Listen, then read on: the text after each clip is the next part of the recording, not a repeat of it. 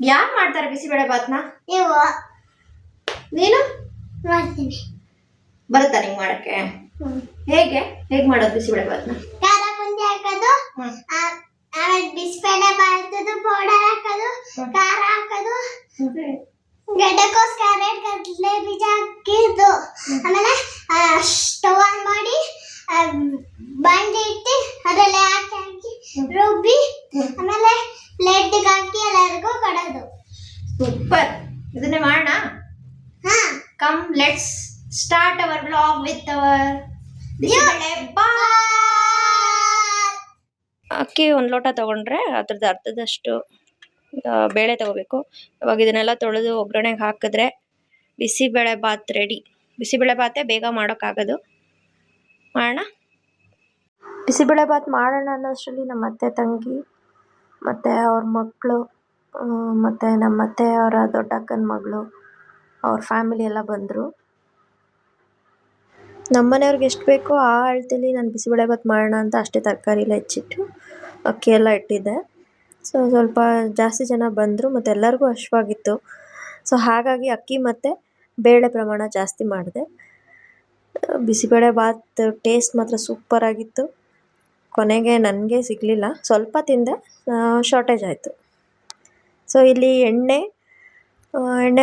ಕಾಯ್ದ ನಂತರ ಕರಿಬೇವಿನ ಸೊಪ್ಪು ಒಗ್ಗರಣೆಗೆ, ಆಮೇಲೆ ಕಡಲೆಬೀಜ ಹಾಕಿ ರೋಸ್ಟ್ ಮಾಡ್ತಾಯಿದ್ದೀನಿ. ನಾನು ಎಷ್ಟು ತಗೊಂಡಿದ್ದೆ ಅಷ್ಟೇ ಹಾಕ್ತಾಯಿಲ್ಲ, ಯಾಕಂದರೆ ಜಾಸ್ತಿ ಜನ ಬಂದಿದ್ದರಿಂದ ನಾನು ಕಡಲೆಬೀಜನೂ ಎಕ್ಸ್ಟ್ರಾ ತಗೊಂಡು ಹಾಕಿದೆ. ಈಗ ಕಡಲೆಬೀಜ ರೋಸ್ಟ್ ಆಗಿದೆ. ಈಗ ಈರುಳ್ಳಿ ಹಾಕ್ತಾಯಿದ್ದೀವಿ, ಜೊತೆಗೆ ಒಂದು 10 ಬಟಾಣಿ ಇದ್ವೇನೋ ಅಷ್ಟನ್ನೇ ಹಾಕ್ತಾಯಿದ್ದೀವಿ. ಇದು ಈರುಳ್ಳಿ ಬಾಡಿಸ್ಕೊಂಡ್ಮೇಲೆ ಟೊಮೆಟೊ ಫ್ರೈ ಆಗ್ತಾ ಇರಲಿ. ನಾವು ಆದಷ್ಟು ಮನೆಯಲ್ಲೇ ಹೆಲ್ದಿಯಾಗಿ ಮಾಡ್ಕೊಂಡು ತಿನ್ನೋಕ್ಕೆ ಟ್ರೈ ಮಾಡ್ತೀವಿ. ನಾವು ಔಟ್ಸೈಡ್ ಎಲ್ಲರೂ ಹೋಗಿದ್ರು ನಾವು ಹೋಟೆಲಲ್ಲಿ ತಿನ್ನೋಕ್ಕೆ ಇಷ್ಟಪಡಲ್ಲ. ತಿಂತೀವಿ, ಇಲ್ಲ ಅಂತಲ್ಲ, ತೀರಾ ಅನಿವಾರ್ಯ ಇರುವಾಗ, ಈಗ ಬೆಳಗ್ಗೆ ತಿಂಡಿ ಎಲ್ಲ ಮಾಡ್ಕೊಂಡು ಹೋಗೋಕ್ಕಾಗಲ್ಲ ಅಂಥ ಟೈಮಲ್ಲಿ ಹೋಟೆಲಲ್ಲೇ ತಿನ್ನಬೇಕಾಗುತ್ತೆ. ತಿಂತೀವಿ.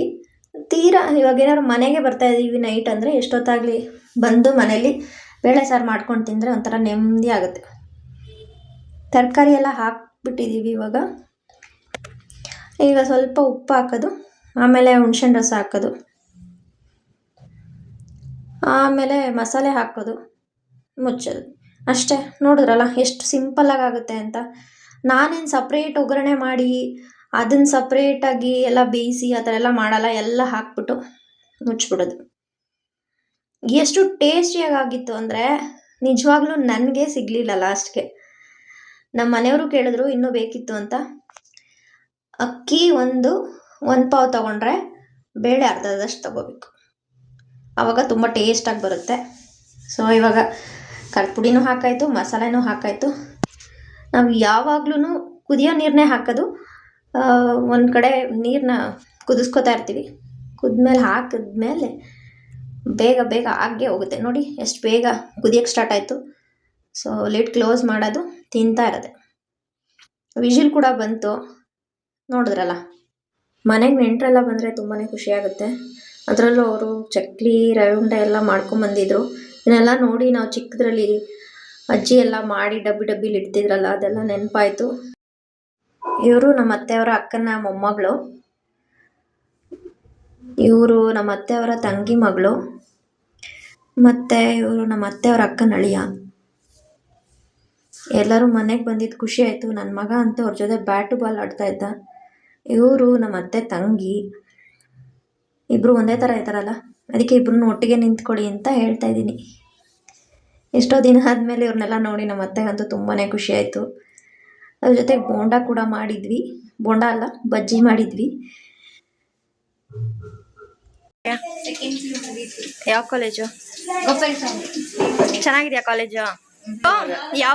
ಯಾವ ಸ್ಕೂಲು ಟೀಚರು? ಮೈಸೂರಲ್ಲಿ ಭಾಗ್ಯಜ್ಯೋತಿ.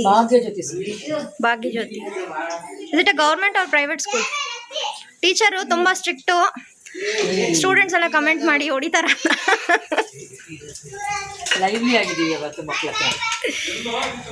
ಹೌದು, ಯಾವಾಗಲೂ ಚಾರ್ಮಿಂಗ್ ಆಗೇ ಇರ್ತಾರೆ. ತುಂಬ ಕೆಲಸಗಳೆಲ್ಲ ಮಾಡಕ್ಕೆ ಓಡಾಡ್ತಾ ಇರ್ತಾರೆ ಎಲ್ಲ ಫಂಕ್ಷನ್ಗಳಲ್ಲಿ. ನಮ್ಮ ಮನೇಲಿ ನಮ್ಮ ಮಾವಂಗೆ ಕೂಡ 30 ವರ್ಷದಿಂದ ಶುಗರ್ ಇದೆ. ಅವರು ಮುದ್ದೆ ಅನ್ನ ಸಾರು ಬಿಟ್ಟರೆ ಬೇರೆ ಏನೂ ತಿನ್ನಲ್ಲ. ಸೊ ಹೀಗೆ ಅವರ ಶುಗರ್ನ ಕಂಟ್ರೋಲ್ ಮಾಡ್ಕೊಂಡಿದ್ದಾರೆ. ತಿನ್ನು. ಯಾಕೆ ಹಿಂಗಿದ್ಯಾ? ಏನಾಯ್ತು? ಕೇರೆ ಮಾಡಕ್ ಬರ್ತಾ ಇಲ್ಲ ಅಂತನಾ? ನಾನೇ ಬರ್ತೀನಿ, ತಿನ್ಬಿಡು.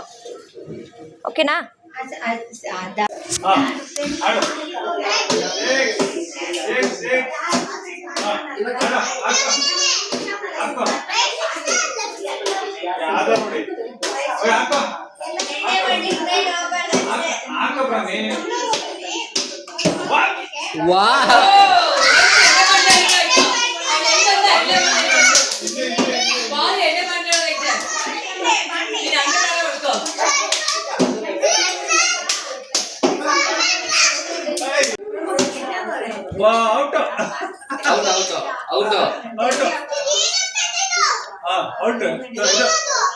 ಅನ್ನಿಸ್ ಕೊಡು, ಬ್ಯಾಟಿಂಗ್ ಕೊಡು, ಗ್ರಾಮಿಕ್ ಬ್ಯಾಟಿಂಗ್ ಕೊಡು, ಬ್ಯಾಟಿಂಗ್ ಕೊಡು. ಯಾವಾಗಲೂ ನೆಂಟರು ಬಂದಾಗ ಈ ಥರ ಕುತ್ಕೊಂಡು ಮಾತುಕತೆ ಆಡೋದು ಎಲ್ಲರ ಮನೆಯಲ್ಲೂ ಮಾಡ್ತೀವಲ್ವ. ಮ್ಯಾಕ್ಸ್ಗೆ ಹೋಗಿದ್ವಿ, ಅಲ್ಲಿ ಶಾಪಿಂಗ್ ಮುಗಿಸ್ಕೊಂಡು ಬರ್ತಾ ಈ ಅಂಗಡಿ ನೋಡಿದ್ವಿ. ಎಲ್ಲರೂ ಕುನಾಫಾ ಅಂತಿದ್ರಲ್ಲ, ಇನ್ಸ್ಟಾಗ್ರಾಮಲ್ಲೆಲ್ಲ ವೈರಲ್ ಆಗಿತ್ತಲ್ಲ ಅಂದ್ಬಿಟ್ಟು ಒಂದ್ಸಲ ಟೇಸ್ಟ್ ನೋಡೋಣ, ನೋಡಿಬಿಟ್ಟು ನಾನೊಂದ್ಸಲ ರೆಸಿಪಿ ಟ್ರೈ ಮಾಡಬೇಕು ಅಂತ ಟೇಸ್ಟ್ ಮಾಡೋಣ ಅಂತ ಈ ಅಂಗಡಿಗೆ ಬಂದ್ವಿ. ಕುನಾಫಾ ಏನೋ ತೊಗೊಂಡ್ವಿ. ನನಗೆ ತಿಂತ ಒಂಥರ ಮೊಕ್ಕೊಡಂಗೆ ಆಗ್ಬಿಡ್ತು. ನನ್ನ ಕೈಲಿ ತಿನ್ನೋಕ್ಕಾಗಲಿಲ್ಲ. ನಮ್ಮ ಯಜಮಾನ್ರು ಹೇಳಿದ್ರು, ನಿನ್ನ ಕೈಲಿ ತಿನ್ನೋಕ್ಕಾಗಲ್ಲ, ಬೇಡ ತಗೋಬೇಡ ಅಂತ. ಬಟ್ ನಾನು ಕೇಳಲಿಲ್ಲ, ತಗೊಂಡೆ. ನಾನು ಕಷ್ಟಪಟ್ಟು ದುಡ್ಡು ಕೊಟ್ಬಿಟ್ಟಿದ್ದೀನಲ್ಲ ಅಂತ ಸ್ವಲ್ಪ ತಿಂದೆ. ಕೊನೆಗೂ ನನ್ನ ಕೈಲಿ ತಿನ್ನೋಕ್ಕಾಗಲಿಲ್ಲ. ಬಟ್ ನನ್ನ ಮಗ ಫ್ರೆಂಚ್ ಫ್ರೈಸ್ನ ತುಂಬ ಎಂಜಾಯ್ ಮಾಡ್ಕೊಂಡು ತಿಂದ. ಕುನಾಫಾ ತಿಂದು ಕುನಾಫಾ ರೆಸಿಪಿ ಮಾಡಬೇಕು ಅಂತಿದ್ದ ಆಸೆ ಎಲ್ಲ ಹೊರ್ಟೋಯ್ತು. ಸೊ ನಾನಂತೂ ಟ್ರೈ ಅಂತೂ ಮಾಡೋಕ್ಕೋಗಲ್ಲ, ಯಾಕಂದರೆ ಸ್ವಲ್ಪನೂ ನನಗಿಷ್ಟ ಆಗಲೇ ಇಲ್ಲ. ಮನೆಗೆ ಬಂದು ಸ್ವಲ್ಪ ಹೊತ್ತಿಗೆ ಜೋರು ಮಳೆ ಸ್ಟಾರ್ಟ್ ಆಯಿತು. ವೆದರ್ ಏನೋ ತುಂಬ ಚೆನ್ನಾಗಿದೆ, ಬಟ್ ಮನೆ ಮುಂದೆ ಹಳ್ಳ ಗುಂಡಿ ಮಾಡಿಬಿಟ್ಟಿದ್ದಾರೆ. ರೋಡ್ ಒಂದು ಸ್ವಲ್ಪನೂ ಚೆನ್ನಾಗಿಲ್ಲ. ಇದನ್ನೆಲ್ಲ ತೊಳ್ಕೊಂಡು ಮನೆ ಒಳಗೆಲ್ಲ ಓಡಾಡಿದ್ರೆ ಮನೆ ಎಲ್ಲ ಮಣ್ಣಾಗುತ್ತೆ.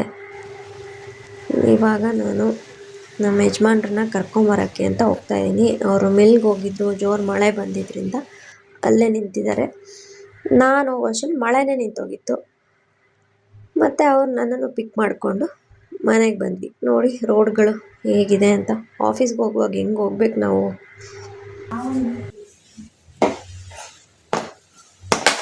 ಹೋಗೋ ಟೈಮಿಗೆ ಕರೆಕ್ಟಾಗಿ